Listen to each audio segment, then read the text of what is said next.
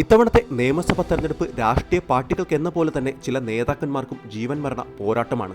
തോൽവി പിടഞ്ഞു കഴിഞ്ഞാൽ ഒരുപക്ഷെ അവരുടെ രാഷ്ട്രീയ ഭാവി തന്നെ അനിശ്ചിതത്വത്തിലാകും. ഇത്തരത്തിൽ വലിയ പോരാട്ടത്തിനിറങ്ങിയിരിക്കുന്ന ചില നേതാക്കന്മാരെ കുറിച്ചാണ് ഇന്നത്തെ നമ്മുടെ video. Welcome to fact and fun club.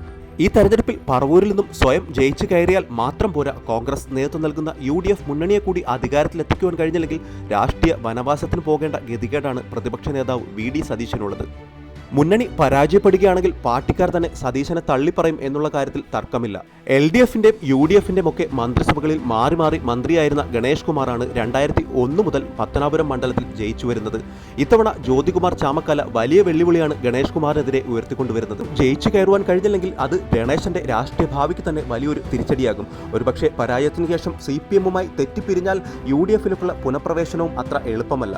Aranmula മണ്ഡലത്തിൽ കാര്യങ്ങൾ ഒട്ടും തന്നെ എളുപ്പമല്ല. ആരോഗ്യമന്ത്രി വീണ ജോർജിന് മണ്ഡലത്തിൽ വലിയ പ്രചാരണമാണ് യൂത്ത് കോൺഗ്രസ് നേതാവ് അബിൻ വർക്കി നടത്തിക്കൊണ്ടിരിക്കുന്നത്. പരാജയപ്പെട്ടു കഴിഞ്ഞാൽ വീണയുടെ പൊളിറ്റിക്കൽ കരിയറിന് ഏതാണ്ടൊക്കെ ഒരു അവസാനമാകും. അങ്ങനെ സംഭവിച്ചാൽ വീണ്ടും മാധ്യമപ്രവർത്തന രംഗത്തേക്ക് തന്നെ ഒരുപക്ഷെ വീണയ്ക്ക് മടങ്ങിപ്പോകേണ്ടി വരും. അമ്പലപ്പുഴയിലും കായംകുളത്തുമായി 3 തവണ അടുപ്പിച്ച് പരാജയപ്പെട്ട നേതാവാണ് M. ലിജു.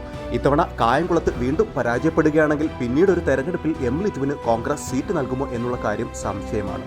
കോൺഗ്രസിന്റെ തലമുതിർന്ന നേതാവാണെങ്കിലും കഴിഞ്ഞ 2 തെരഞ്ഞെടുപ്പുകളിൽ വലിയ പരാജയമാണ് K. മുരളീധരൻ ഏറ്റുവാങ്ങിയത്. ഇത്തവണ വട്ടിയൂർക്കാവിൽ ത്രികോണ മത്സരത്തിൽ ജയിച്ചു കയറുവാൻ കഴിഞ്ഞില്ലെങ്കിൽ കോൺഗ്രസ് പാർട്ടിയിലെ മുരളീധരന്റെ സ്വാധീനത്തിന് വലിയ വിള്ളൽ വീഴും. കേരളത്തിന്റെ ഭാവി മുഖ്യമന്ത്രി എന്നുവരെ വിളിപ്പേരുള്ള ശൈലജ ടീച്ചർക്ക് ഈ തെരഞ്ഞെടുപ്പ് ഏറെ നിർണായകമാണ്. പേരാവൂരിൽ KPCC പ്രസിഡന്റ് സണ്ണി ജോസഫിനെതിരെയാണ് ടീച്ചർ പോരാടുന്നത്.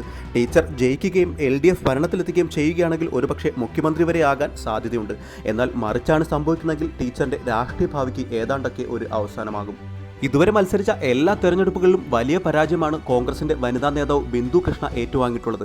എന്നാൽ ഇത്തവണ കൊല്ലം നിയോജക മണ്ഡലത്തിൽ ജയിച്ചു വരാനുള്ള സാധ്യത വളരെ കൂടുതലാണ്. മറിച്ചാണ് സംഭവിക്കുന്നതെങ്കിൽ അവർക്ക് വീണ്ടും പാർട്ടി സീറ്റ് നൽകുമോ എന്നുള്ള കാര്യം സംശയമാണ്. തികച്ചും അപ്രതീക്ഷിതമായിട്ടാണ് പാലക്കാടിന്റെ മത്സരച്ചൂടിലേക്ക് സിനിമാ താരം രമേശ് പിഷാരടി കടന്നുവരുന്നത്. കടുത്ത ത്രികോണ മത്സരം നടക്കുന്ന മണ്ഡലത്തിൽ ജയിച്ചു കയറുവാൻ കഴിഞ്ഞില്ലെങ്കിൽ രമേശ് പിഷാരടിയുടെ രാഷ്ട്രീയ ജീവിതത്തിന്റെ തുടക്കവും ഒടുക്കവും ഒരുപക്ഷെ പാലക്കാടായിരിക്കാം.